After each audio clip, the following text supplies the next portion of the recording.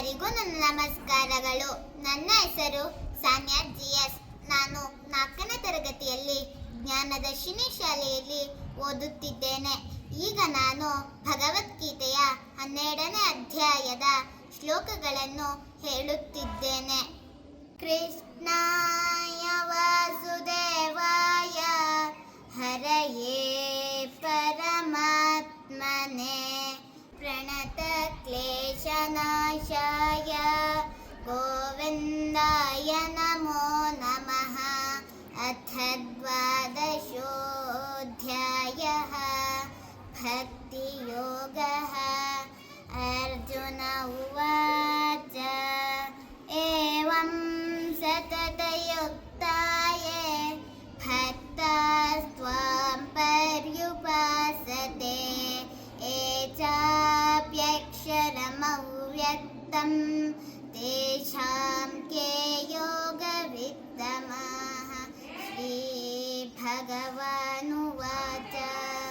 मय्यावेश्य मनो ये मां नित्ययुक्ता उपासते श्रद्धया परयोपेताः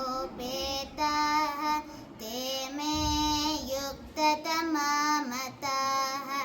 एत्वक्षरमनिर्देश्यम् अव्यक्तं पर्युपासते सर्वत्र गमचिन्त्यं च कूटस्थमचलं ध्रुवं सन्नियम्येन्द्रियग्रामं सर्वत्र समबुद्धयः ते प्राप्नुवन्ति मामेव सर्वभूतहिते रताः.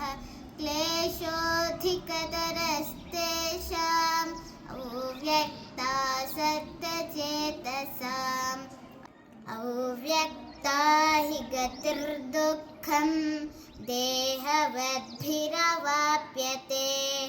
ॐ तत्सत् इति श्रीमद्भगवद्गीतासु उपनिषत्सु ब्रह्मविद्यायां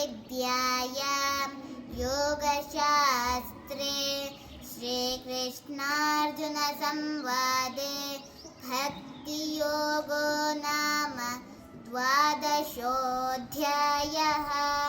श्रीकृष्णार्पणमस्तु. ಧನ್ಯವಾದಗಳು.